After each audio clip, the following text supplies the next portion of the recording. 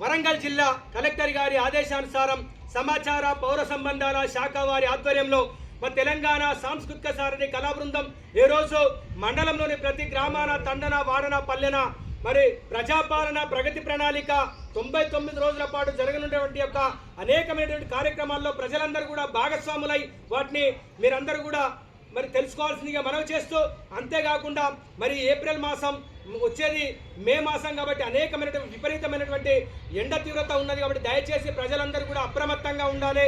పొద్దుగాల ఉదయం 9 గంటల లోపే బయటికి వెళ్ళాలి, తర్వాత సాయంత్రం 4 గంటల తర్వాతనే బయటికి వెళ్ళాలి. ఎందుకంటే మరి ఎండ తీవ్రత అనేది బాగా ఉండి వడదెబ్బ తగిలి మరి మనుషులు చనిపోవడం జరుగుతూ ఉంది. టీవీలలో పేపర్లలో చూస్తూ ఉన్నాం కాబట్టి దయచేసి బయటికి వెళ్తే మరి ఒక తువాల కండువ లాంటిది, అదేవిధంగా వాటర్ బాటిల్ తీసుకొని ఎప్పటికప్పుడు ద్రవ పదార్థం లేదా నీళ్లను కూడా తాగాల్సిందిగా మనవి చేస్తూ ఉన్నాం. అంతేకాకుండా పరిసరాలను కూడా పరిశుభ్రంగా ఉంచుకోవాలి.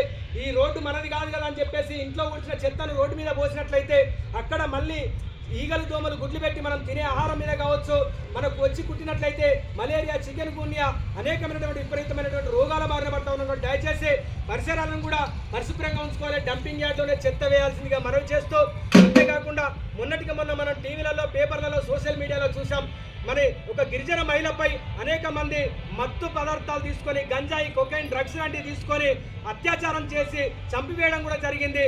మరి పిల్లలు ఏం చేస్తూ ఉన్నారని చెప్పేసి మనం కూడా మన తల్లిదండ్రుల బాధ్యతగా వాళ్ళని కూడా కనిపెట్టాల్సిన బాధ్యత మనపై కూడా ఉంది. ఎందుకంటే ప్రభుత్వాలు కూడా కఠినమైనటువంటి శిక్షలు కూడా వేస్తూ ఉన్నాయి కాబట్టి దయచేసి పిల్లలు మరి మత్తులో ఏం చేస్తూ ఉన్నారో తెలియక అనేకమైనటువంటి అత్యాచారాలు, దారి దోపిడులు, ఒంటరి మహిళ ఉన్నట్లయితే చంపివేయడం కూడా జరుగుతూ ఉంది కాబట్టి దయచేసి దీని మీద కూడా మీరు అందరూ కూడా అవగాహన తెలుసుకోవాలి.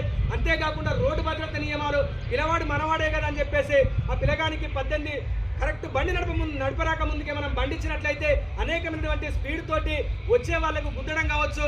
అంతేకాకుండా కాలు రెక్కలతో పాటు కొన్ని సందర్భాలలో ప్రాణాలు కూడా కోల్పోతా ఉన్నారు. దయచేసి పిల్లలకు కూడా బండ్లను ఇవ్వకూడదు, రోడ్డు భద్రత నియమాలను పాటించాలి. పెద్దవాళ్ళు నడితే హెల్మెట్ వాడాలి, కారు నడితే సీట్ బెల్ట్ ఖచ్చితంగా మరి వాడాల్సిందిగా మనం చేస్తూ మరి ప్రజలందరూ కూడా వీటన్నింటినీ కూడా అవగాహన కల్పించాలనే ఉద్దేశంతో మేము ఇక్కడికి రావడం జరిగింది. కాబట్టి స్వచ్ఛత కొరకు ప్రణాళిక